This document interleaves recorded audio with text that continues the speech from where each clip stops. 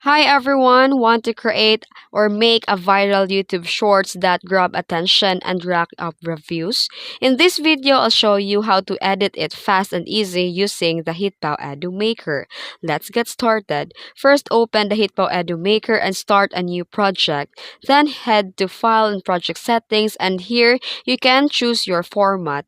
Then drag the video clips into the timeline, then cut and trim to keep your video under 60 seconds the length for short. Then use the text tool, add the bold captions. Go to Effects tab and drag in the eye-catching filters or transitions. You can also add stickers and motion graphics to match your shorts pop.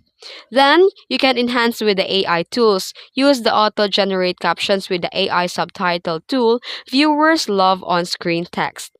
Add AI-generated voiceover for fast narration if needed. Then here, click the export and choose the MP4 format and set the resolution to 1080 by 1920 and keep the duration under 60 seconds. Hit export and you're ready to upload. And that's it. Your viral YouTube short is ready to go. If you found this video helpful, don't forget to like, subscribe, and hit the bell icon for more creator tips. Thanks for watching.